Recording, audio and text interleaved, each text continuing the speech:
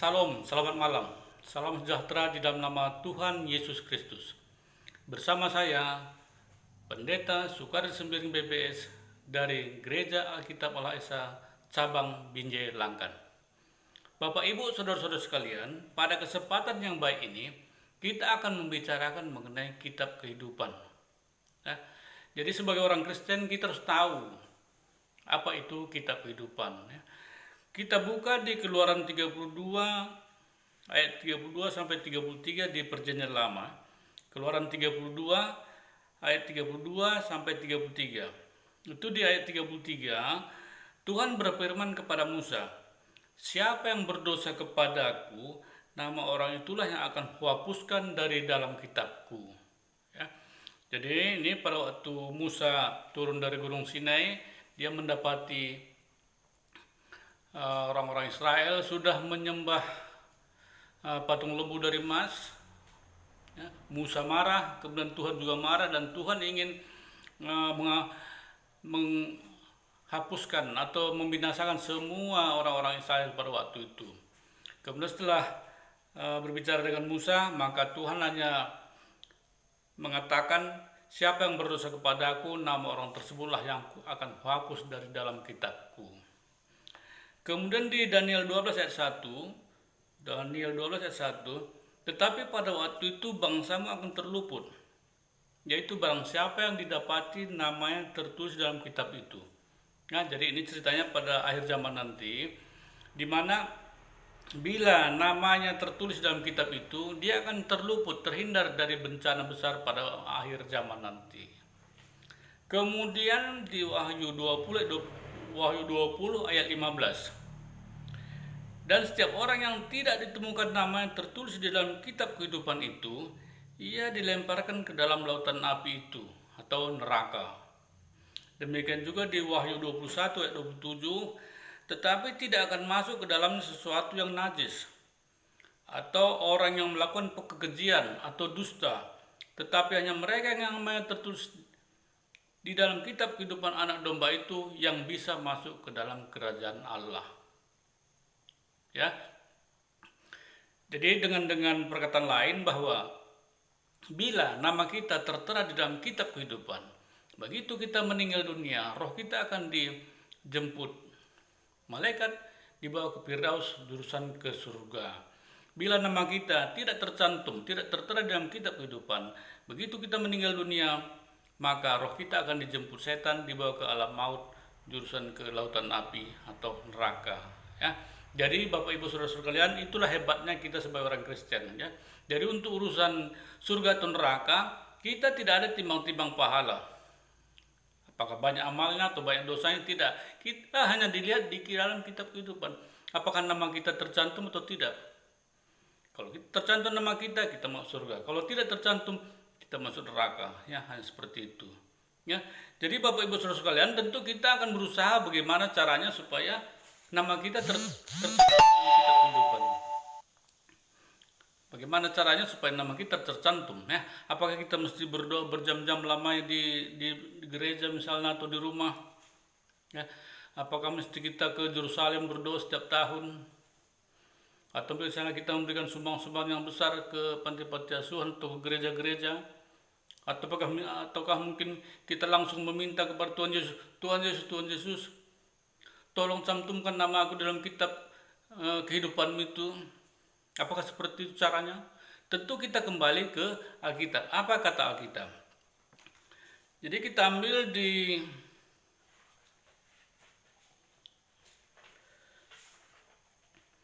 Yohanes 3 ayat 5, jawab Yesus, "Aku berkata kepadamu, sesungguhnya jika seseorang tidak dilahirkan dari air dan roh, ia tidak dapat masuk ke dalam kerajaan Allah."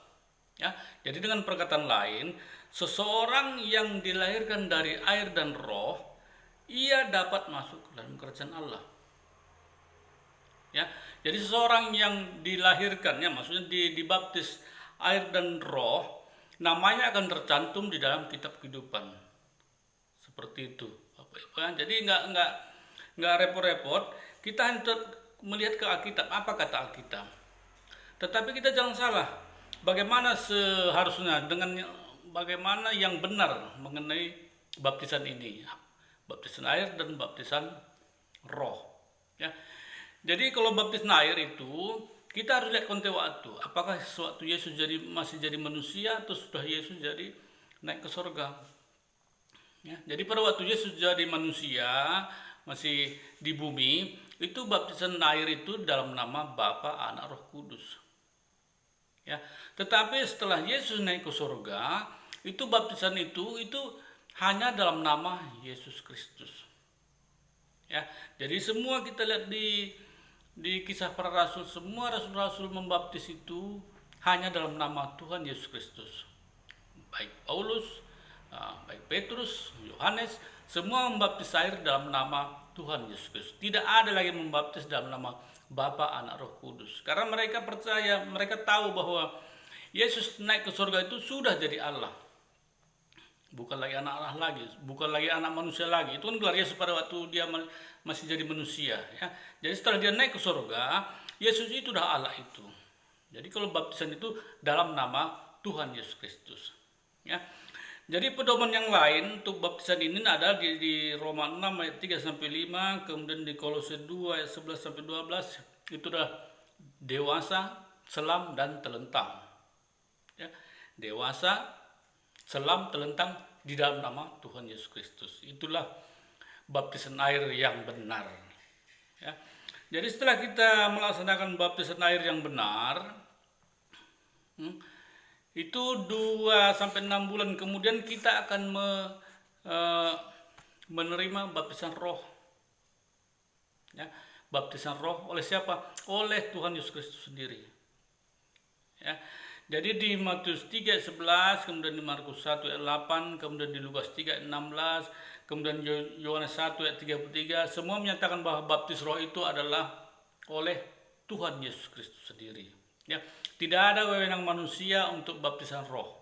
Ya, tidak ada. Itu yang melaksanakan, kalau sempat ada manusia melaksanakan baptisan roh itu sudah melampaui wewenang Tuhan Yesus Kristus. Ya. Jadi apa tanda-tandanya kita sudah menerima baptisan roh? Nah, jadi kita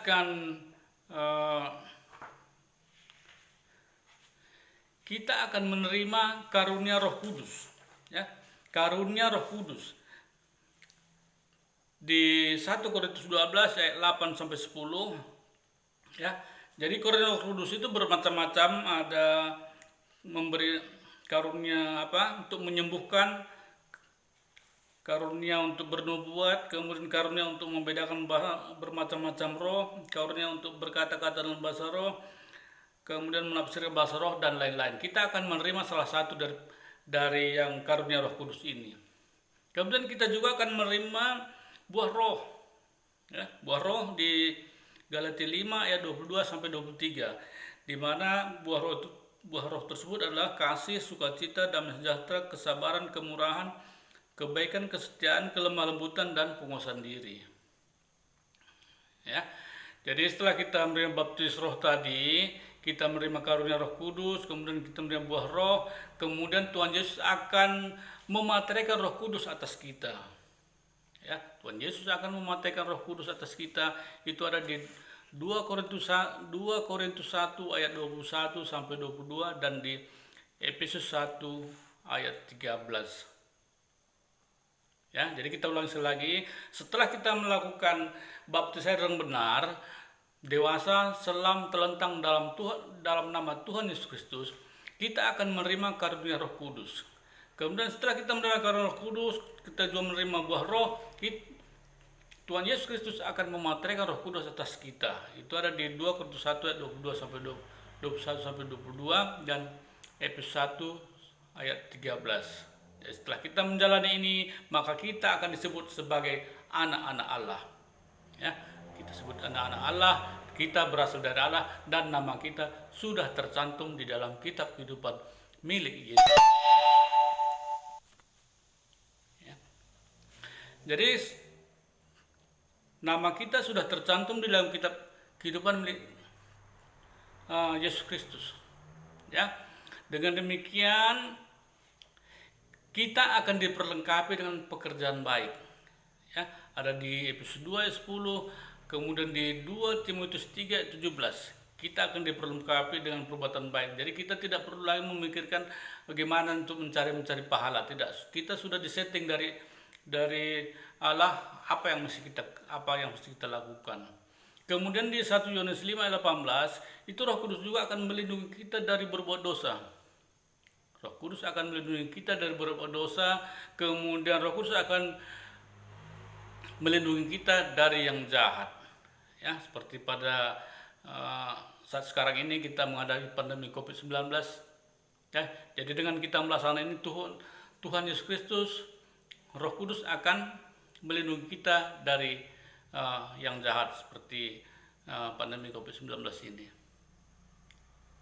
Ya, jadi Bapak Ibu Saudara sekalian, setelah nama kita tercantum di dalam kitab kehidupan milik Yesus Kristus, ya, kita jalin saja hidup ini. Kita jalin saja, kita tetap berusaha apa yang kita lakukan, tetap kita lakukan. Kita tetap kita jaga iman kita jangan sampai jatuh. Ya. Seperti di Filipi 1:21 di sana dikatakan bahwa karena bagiku hidup adalah Kristus. Ya. Karena bagiku hidup adalah Kristus dan mati adalah keuntungan. Ya, seperti itu. Kita jalani saja seperti biasa. Jadi Bapak Ibu, kalau nama kita sudah tercantum dalam kitab kehidupan, apakah masih bisa terhapus nama kita? Ya. Jadi seperti di Keluaran 32 tadi, ayat 32, ayat 33, itu Tuhan Yesus menghapus nama orang-orang yang bersalah pada waktu itu. Ya. Jadi sekarang juga sama. Jadi nama kita akan terhapus di dalam kitab kehidupan milik Tuhan Yesus Kristus kalau kita melakukan dosa yang tidak bisa diampuni, ya, dosa yang tidak bisa diampuni, dosa yang mendatangkan maut, dosa kekal, ya, yaitu 1, murtad, kemudian bunuh diri, dan yang ketiga adalah menghujat Roh Kudus. Nah, jadi kalau salah satu kita laksanakan ini, maka nama kita walaupun sudah tercantum di dalam kitab kehidupan milik Yesus Kristus, nama kita akan terhapus kembali. Ya, jadi kalau misalnya terhapus kembali, tentu kalau meninggal, ya, roh kita akan dijemput setan, dibawa ke alam maut, jurusan neraka. Jadi Bapak Ibu Saudara sekalian, jadi apa yang kita utarakan semua ini adalah berasal dari kitab. Mudah-mudahan apa yang kita bicarakan ini berguna bagi Bapak Ibu sekalian. Mari saya ajak Bapak Ibu Saudara sekalian untuk baptis air yang benar, ya. Mari saya baptis Bapak Ibu saudara-saudara sekalian dengan benar, supaya nama Bapak Ibu saudara sekalian tercantum di dalam kitab kehidupan milik Tuhan Yesus Kristus. Ya, terima kasih Bapak Ibu saudara sekalian. Tetap bersama saya, Sukari Sembiring BBS dari Gereja Alkitab Allah Esa, Sabang Bejelangkan. Tuhan Yesus Kristus, Allah yang benar, memberkati kita semua. Haleluya. Amin.